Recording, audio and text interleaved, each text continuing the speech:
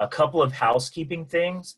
We're going to utilize the chat feature today. So if you have any questions that you want to ask the group, use that chat feature. We're also going to be posting some links to things in the chat feature. You'll need to copy and paste those into a browser to be able to view those things. You can also save the chat by clicking 3 little dots in the chat box, and it will save the links in the chats for you to your computer. As far as video goes, just remember your video's on. If it's on, we can see everything. So if you need to step away or if you need to sneeze or whatever that looks like, just turn your video off. You can do that by hitting stop video, and you know it's on if there is a red line going through your camera. The other thing is make sure you're muted too.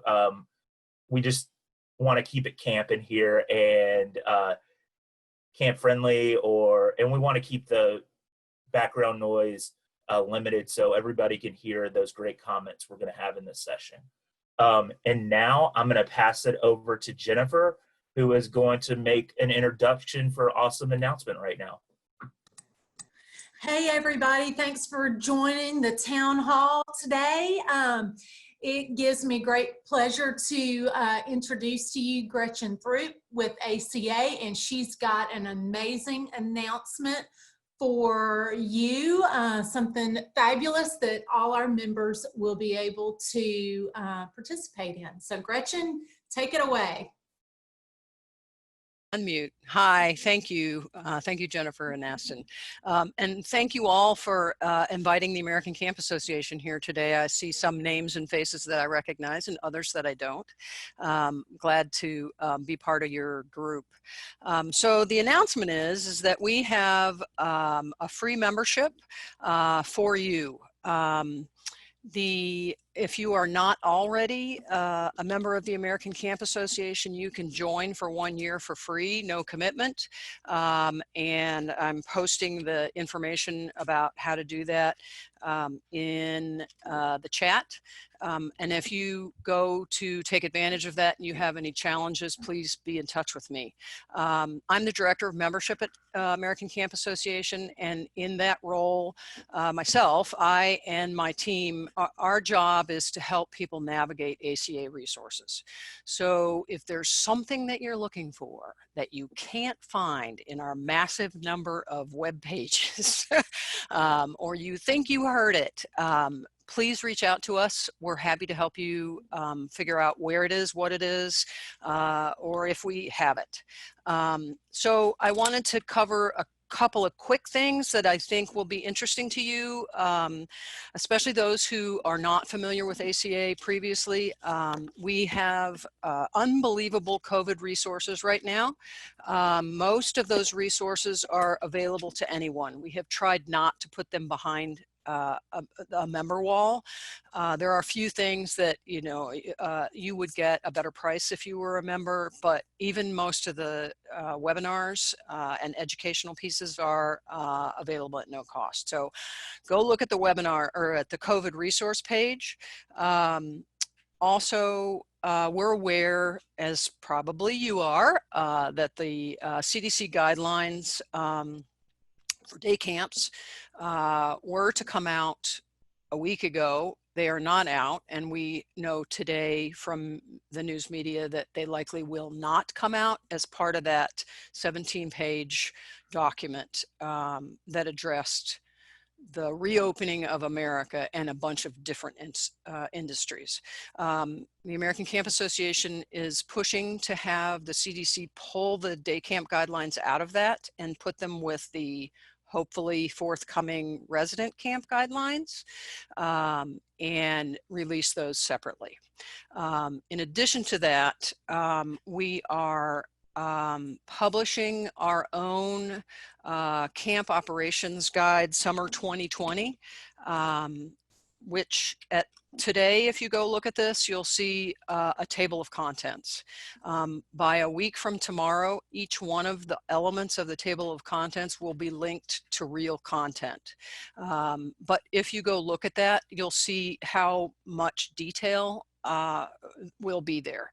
We're working with an environmental consultant to put that together. Those people also work with state governments and are pushing those things to state governments too. One of the other things that you I think would appreciate as a member of ACA are all the ready-to-use forms, the template documents that you can put to use in your own camps and organizations. Aca Connect is the online community for members only. It's a place where you can go and feel comfortable asking questions and connecting with folks over what they're doing. It's an amazing, really wonderful conversation happening all year long. Right now, of course, the conversation is a lot about COVID. And then ACA Now, which is our weekly newsletter, will point you to lots of things regularly. I also wanted to say one last thing about other upcoming events. I'm just going to put the link for that in the chat too, so that if you want to go see what else is coming up. We have a town hall tomorrow at 2. I think the registration for that is at like 3,000. I hope it goes well, frankly. We've never done a 3,000 person webinar. Please join us. It would be lovely to have you there. So thank you for inviting me. I don't know if any of you have questions for me now. I'm happy to entertain any questions. And if you think of any questions later, just pop those in the chat box and we'll get those answered for you. Anybody have any questions or concerns before we move on? Awesome. Thank you so much, Gretchen. That was awesome. And like I said before, the links that she's posting, if you didn't save them now, you can save those from the chat box, but we'll also get those out to you as well. We are going to move on to our next activity here. Like I mentioned, it is participant driven today, and we are going to be utilizing some breakout rooms. I'm going to share my screen to give you the framework of what these breakout rooms are going to look like. If you are on your phone, it is totally fine. We can break you out into rooms. And I will unmute everyone before we send you to a breakout room with some instructions. First, you're going to be in groups of about 5 to 6, maybe 7.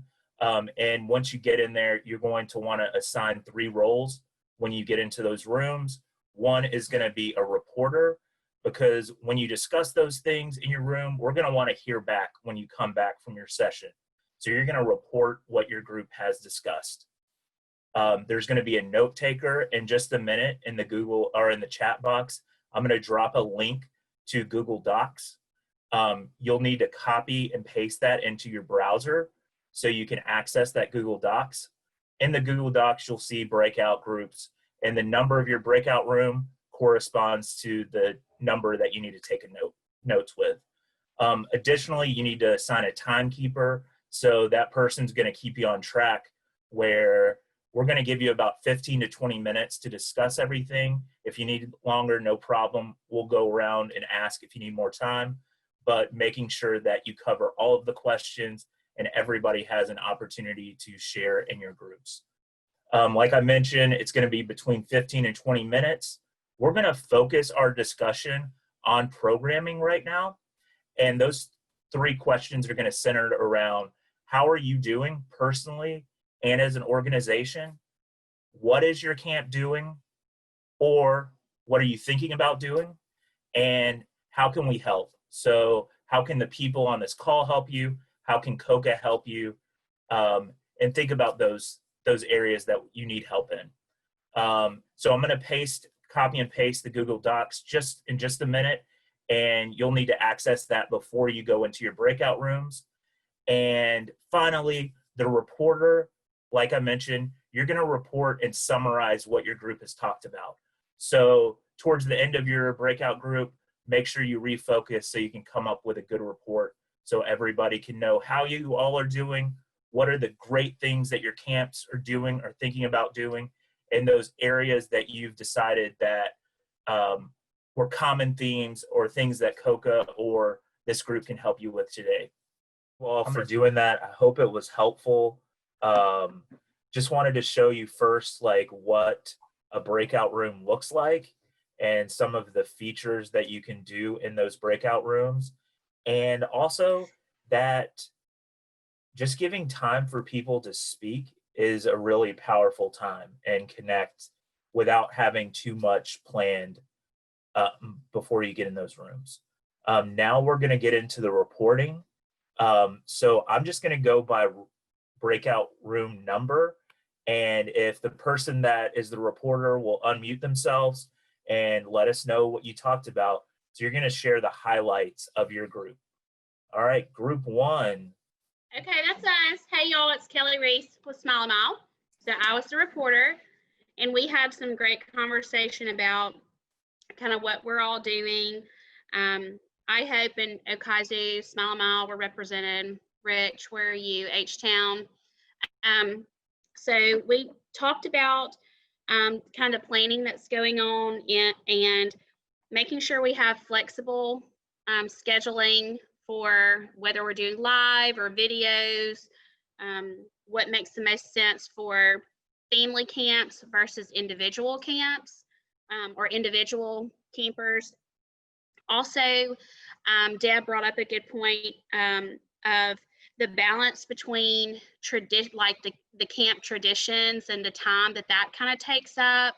You know, what's the perfect balance of how much of the stuff do you make happen, your campfires, or what things do you bring over into that virtual setting that makes sense and still resonate with the campers.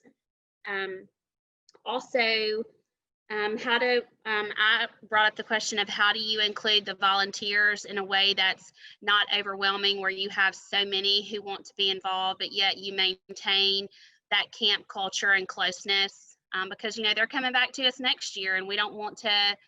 We also have to kind of work with them. What does that look like? Also, the continuing need for resources as it relates to the waivers, liability waivers, those kind of things. And then everybody just kind of spoke about just how appreciative we were and are for COCA and the way that it's stepped up, and the members have really stepped up to be, camp people and camp professionals. We're kind of really some of the only groups that share so willingly. We're not close-fisted about ideas, and I think that's what makes our camps and our programs, year-round programs, all those things so special, is because imitation is the biggest form of flattery, right? If I'm going to do something that you're doing, you must be doing it pretty well. And so we're just very thankful for all of the ways that COCA has stepped in, the member organizations, the individuals, the group, the leadership. So y'all, was that about it? Group 1, did I do okay? Okay, I'm muting myself now. Thank you, Kelly. Anybody else from group 1 have anything they'd like to share, add to that? Awesome. Anybody have any questions that came about when Kelly was talking? If you think about any later, just add those to the chat box and we'll get back to those. All right, breakout room 2. Hi, so I believe that's us. As for our check-in, I think we're all just kind of doing okay. Gretchen said it really great. She said we're running really fast. And I think that was beautiful. We are running really fast right now, positive with it and excited. And some of our highlights were just talking about how this is an opportunity for us to really expand and grow and also merge. And I think that's really cool that there's been this positive that we talked about, which is integrating the hospitals and especially our campers that aren't able to come to camp due to counts, due to health, things like that. And also for one of the camps, they have sibling programs and actual patient programs. And now they're going to be merging the two in 1 week's time. So that was one of our kind of like a positive takeaway from this is we're having this opportunity to try new things with it that we probably wouldn't normally have the high risk, high reward mentality to take with it. And so those were kind of our big ones. And then I kind of just babbled the last bit of it talking about the help, and it really was just to keep doing these things. Like, it has been so helpful, and it's also so great to see everyone's faces. We had someone talk about how this is like the perfect time to do the exchanges at camps because it's going to be free and helpful and you don't have to leave your couch. So just what y'all have been doing is so good, and having these, I wouldn't say there's something specific we're asking for, but just to continue doing this. So that's Breakout Room 2, unless y'all have anything else to add. Anyone from Breakout Room 2 want to add anything? Great MJ, I think, whoops, sorry, go ahead. Yeah. I was just going to say, great recap, MJ. Awesome. Yeah. MJ, just to emphasize something you said, generally, like when we're planning for camps, it is like a marathon where it's year-round planning. We've had some time. There are some sprints in there, but some things we're able to take some time to really craft, and like we already have a schedule planned out. Now it's a sprint, but it doesn't have to be a solo sprint. It can be more of a relay. So like, remember that these people on the call, like people outside of these meetings, like are here to help too. So you don't have to do that sprint by yourself. You can pass that baton, share the baton, whatever that looks like for you. All right, group 3. Who's reporting? Hey, Tara. Just kind of echoing off of, to start it with you and MJ were saying, I only started back in September, so I'm brand new, didn't even get to see my first camp season. So trying to figure it out and make it virtual. So I really appreciate everybody's feedback with this. What we mainly talked about was how most people are going over to the virtual aspect and what that's going to look like. Talked about only doing about 2.5 hours of screen time, since, you know, just sitting in front of the screen all the time can be not always the greatest. So providing other opportunities to get the kids outside as well. Let's see, talking about the signed releases. So when the kids register for the camp, making sure that it's okay for them to be on the call or to take a picture or whatever, and what happens if another kid who's not on that signed release. So we talked about how things can help with that. And then also about staff, how counselors can help in orienting how we want them to be on the call. We were going to have our first in-person training the beginning of June. Would have been my first time seeing 100+ counselors that we interviewed. Don't get to do that now. So connecting with them in another way and see how they can help us. One thing that I brought up and was suggested to talk to the rest of the group. So I'm with MD Anderson Children's Cancer Hospital, and we host a variety of camps. I'm not one specific camp. So we have the huge obstacle of HIPAA and all of that. So we have to use WebEx. I don't have the ability to use Zoom or Flipgrid or other areas. So if there's any tips, tricks to just being confined to one WebEx, I've been researching it in and out. But anything that y'all can help with that would be greatly appreciated.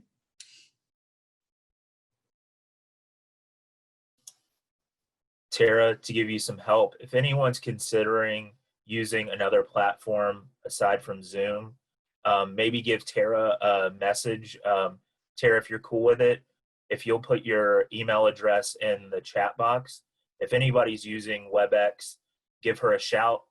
Tara, I'll also send you some email or some stuff that I have about WebEx too, that might help. All right, anybody have any questions for Tara? Anything you want to add? No, I think Tara, poor Tara, I felt bad. This is like her first big experience at camp. And we all know how our first year was, and she's gotten a pandemic. So it gets better. It really does. You can always, this is going to be a great conversation piece for you for years to come. So if you need help, there's a ton of us that are here willing to help. So just reach out. Thank you. I'm excited to be a part of this whole group. You are not alone. All right, group 5. Is that right? Group 5. I think that's us. So I'm Erin. We had a good group and some good discussion. A lot of the stuff's been touched on, but basically the highlights of how we're doing is that we are feeling like we're working harder than we ever have, even though we're sitting very still for large portions of the day, and how that's hard in itself because we all got into this. We like being outdoors. We love our kids. When we need a reminder of why we do what we do visits with our families and to our hospitals, and none of that's available. So just kind of leaning on communities like this has been really helpful. And Melissa made the great point in our group about how camp people are always great at sharing. And that's been wonderful and really helpful, but also really overwhelming. I mean, myself, I'm just in one Facebook group about virtual ideas, and it is taking over my life. It just feels like every 5 minutes there's something else. So it's just kind of like trying to filter that out, as well as kind of grieve and let ourselves feel a little disappointed while we continue to make camp magical, hopefully still this summer. So the number 2, what are we all doing? A lot of what you'd expect. Most of us are doing some kind of box or kit that is going to be distributed, or several of them, to campers. Online programs, a mix of videos as well as live stuff. And somebody mentioned a really good idea. I think it was Ian, trying to make sure we include parents, because we're asking them now to be parents, teachers, and counselors. So kind of something to help the parents in the box, and like those boxes or those kits, or just in some way supporting those parents while they do this work. And then in terms of questions with COCA, we were all along with the same, just echo the chorus, that we've all been really impressed with how fast COCA's moved to really anticipate what we would need and provide us with spaces to really connect. That's been a huge help. And something we had 2 kind of questions come up. Some of us, including myself in the group, we work with kids that have more cognitive disabilities in addition to their medical challenges. So that idea of how do we make it accessible, right? So kind of thinking, every time I think through, if I want to do something virtually, it probably wouldn't work for a large number of our campers, and I don't want them to feel excluded. So more ideas about making accessible programming during this time would be great, as well as what people are doing to maintain their hospital programming. Our group had some great ideas, but if COCA maybe wanted to help us out with some kind of gathering of those ideas, or maybe a discussion like this for people that are like trying to also work some hospital camp magic during this time, that would also be really helpful. I think I got most of the highlights. Erin, thank you for sharing that. Or if you will share with us what you all talked about. Hi there. I'm going to share for group 4, and we talked about a lot of the same things that everyone else has already mentioned. But one thing that really came up was, in the beginning, a lot of us felt anxiety and stress, just trying to figure out, how are we going to do this? What are we going to do? How do you keep the campers and the volunteers connected? But as different camps have figured out a plan for what they're going to do, that it's kind of evolved into excitement about, how can we make this the best experience for everyone? And how can we, keep them connected? Because we feel like we still have a pretty important role this year, even though we can't have them on site. So the stress and the anxiety, I think, is really, still probably there, but it's turning into a lot of excitement and learning new things, and maybe even things that we can carry into the future. We talked a lot about, registration, waivers, things like that, because it's all changed. And so our typical forms and things that we've done in the past, we need to adjust a little bit. We talked about making sure that the volunteers felt just as connected as the campers, because we have to remember a lot of them are sad by it also. They've taken their vacation time, and they put a lot into trying to be a really great volunteer. And so they're missing it also. So what can we do for the volunteers and helping them stay connected to the kids, but also to the camp and to the full-time staff that are there. So that's kind of what we talked about, but I think it was just really nice for everyone to be able to share what their camp is doing. We have all the way from no camp to live camp sessions to pre-recorded sessions. So people are doing a lot of creative ideas, and I think it's fantastic. And I'm excited to see how it goes for everybody this year. I think the whole group was kind of excited to see, because maybe we can reach more kids in the future who can't actually come to camps physically. Maybe there's a way to incorporate them at some point. So we'll see. Where this is an opportunity for us to explore like a new frontier of how we're connecting with patients, campers, families that we might have not be meeting. So you can connect with those families that you weren't traditionally connecting with, or families that traditional camp wasn't in the cards for them.